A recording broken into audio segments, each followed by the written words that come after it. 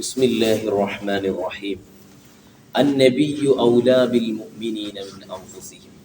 വിശുദ്ധമായ ഖുർആനിൽ നബി സല്ലല്ലാഹു അലൈഹി വസല്ലമ തങ്ങളുടെ മദ്ഹും അവിടുത്തെ വാഴ്ത്തി പറയുന്ന വചനങ്ങളും ധാരാളം നമുക്ക് കാണാൻ കഴിയും. അതിൽ പ്രധാനപ്പെട്ട ഒന്നാണ് നാം ഈ ഓതിയത്.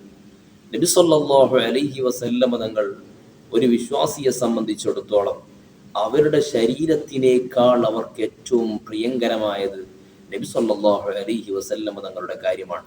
അതുകൊണ്ട് സ്വന്തം ശരീരത്തേക്കാൾ നിങ്ങൾ ഏറ്റെടുക്കേണ്ടതും പ്രിയം വെക്കേണ്ടതും പരിഗണിക്കേണ്ടതും നബി സല്ലല്ലാഹു അലൈഹി വസല്ലമ തങ്ങളെയാണ് എന്ന് ഖുർആൻ പഠിപ്പിക്കുന്നുണ്ട്.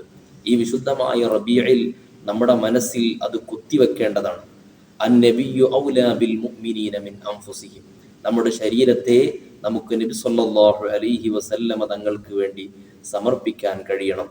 ഇമാമുന മാലിക് റളിയല്ലാഹു അൻഹു ഹദീസിന്റെ ക്ലാസ്സിൽ 16 തവണ തേളുകുത്തിയപ്പോഴും നബി സല്ലല്ലാഹു അലൈഹി വസല്ലമ തങ്ങൾക്ക് വേണ്ടി അദബ് പാലിച്ച് അനങ്ങാതെ ഇരുന്നത് നമുക്ക് മാതൃകയാണ്.